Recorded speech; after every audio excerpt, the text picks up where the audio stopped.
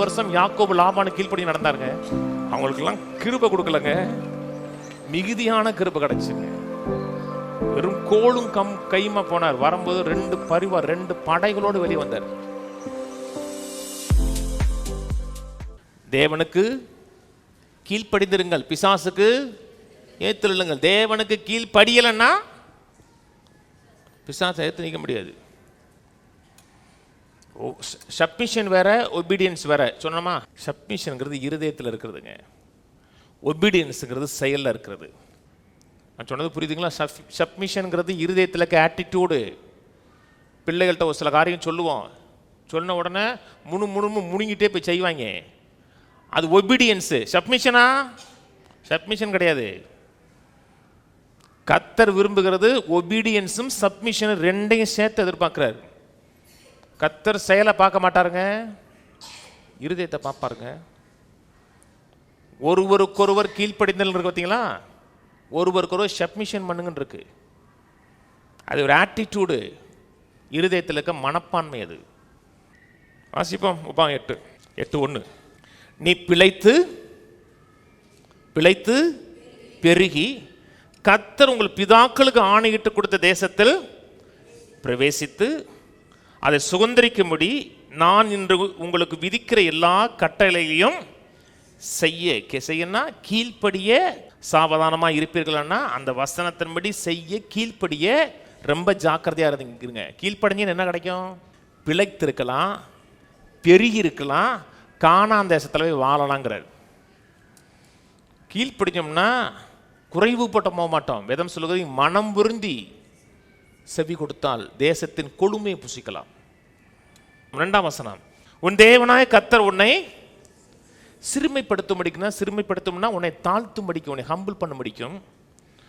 தம்முடைய கட்டளை நீ கை கொள்ளுவாயோ கை கொள்ள மாட்டாயோ என்று அவர் உன்னை சோதித்து உன் இருதயத்தில் உள்ளதை நீ அறியும்படிக்கு உன்னை இந்த 40 வருஷம் அளவும் வனாந்திரத்தில் நடத்தி வந்த எல்லா வழியும் நினைப்பாயாக.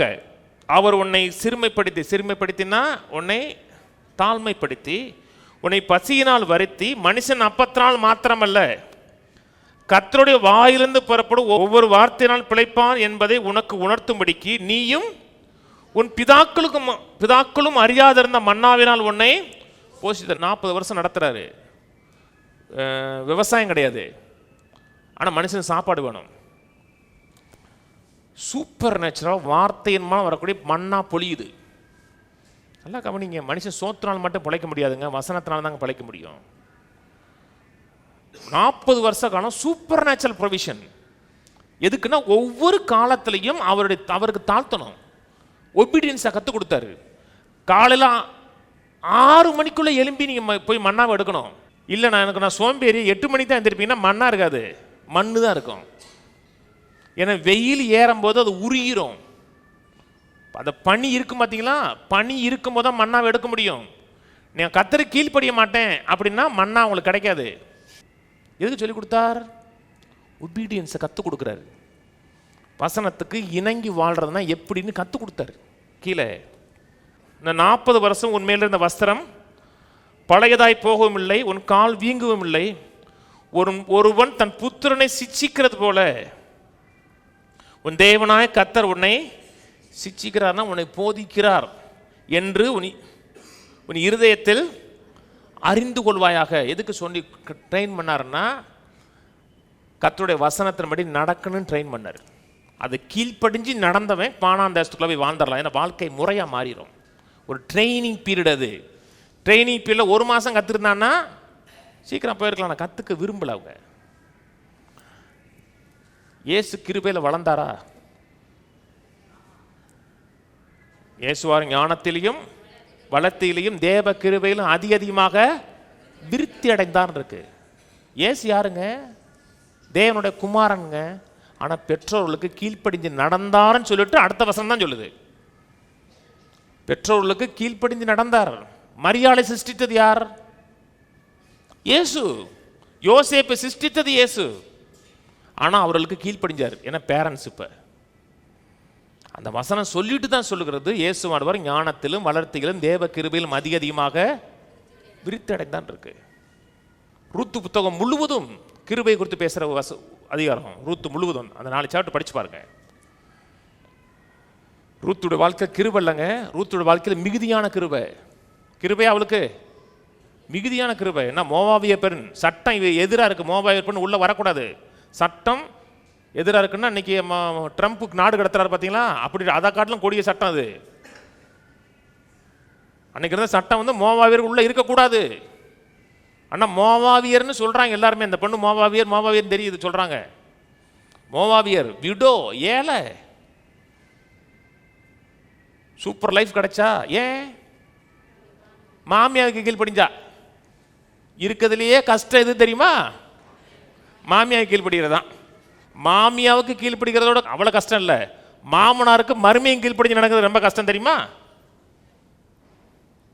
கஷ்டமா இல்லையா? கஷ்டம். 20 வருஷம் யாக்கோபு லாபானு கீழ்படி நடந்தாருங்க. அவங்களுக்கெல்லாம் கிருபை கொடுக்கலங்க, மிகுதியான கிருபை கிடைச்சுங்க. வெறும் கோளும் கைமா போனார். வரும்போது 2 படைகளோடு வெளியே வந்தார். 100க்கு அதிபதி வர்றான், கத்த சொல்றாரு வீட்டுக்கு வரேங்கிறாரு. அவன் வீட்டுக்கெல்லாம் வர வேணாம், ஒரு வார்த்தை சொன்னா போதும் என் வேலைக்காரன் சுகமாவா, ஏன்னா நான் அதிகாரத்துக்கு கீழ்பட்டவங்கிறான். அதிகாரத்துக்கு உட்பட்டவன், அதிகாரத்துக்கு கீழ்படுகிறவன். நான் எனக்கு மேலே என்ன அதிகாரம் இருக்கோ அந்த அதிகாரத்துக்கு நான் சப்மிஷன் பண்றவன். எனக்கு நான் சப்மிஷன் பண்றதுனால எனக்கு கீழே 100 பேர் நான் சப்மிஷன் பண்ணுவான். அவனுக்கு மேல இருக்க அதிகாரத்துக்கு அவன் கீழ்படிக்கலன்னா இவனுக்கு கீழே இருக்க 100 பேர் இவனுக்கு கீழ்படிய மாட்டான். நான் சொன்னது புரியுதுங்களா? இன்னைக்கு இருக்க உலகம் பாஸ்டர் எதிர்த்து பேசுற உலகம். பாஸ்டர்ங்கிறது வந்து உங்களுக்கு மேய்ப்பன் மட்டுமல்ல, உங்களுக்கு மேல கத்தர் வச்ச கண்காணி. பாஸ்டர் கேவலமா பேசுறது, எதிர்த்து பேசுறது அப்படின்னா உங்கள் அதிகாரம் உங்களுக்கு செயல்படாது. இன்னைக்கு சேனல் போட்டு ஆரம்பிச்சு பேசுறாங்க. இன்னைக்கு ஏதாச்சும் ஊழியக்காரன் எடுத்து பேசுறது, அதுக்கு மக்கள் சப்போர்ட் பண்ணி அதுக்கு லைக் போடுறது, அது 4 பேருக்கு ஷேர் பண்றது, அதெல்லாம் பிசாசுடைய வஞ்சனங்க. அவன் சொல்றான் நான் அதிகாரத்துக்கு உட்பட்டவன், நீரும் அதிகாரத்துக்கு உட்பட்டவருங்கிறார். நீ பிதாவுடைய தேவனுடைய அதிகாரத்துக்கு உட்பட்டவர், அதனால நீ போன்னு சொன்னா பிசாசு போகுங்கிறான். நீ வரலாம் வேணாம். அதான் சப்மிஷன், சப்மிஷனுடைய பவர். அப்படி கீழ்ப்படிஞ்சு நடந்தீங்கன்னா அந்த சம்பூர்ணமான லைஃபை அனுபவிச்சிடலாம்.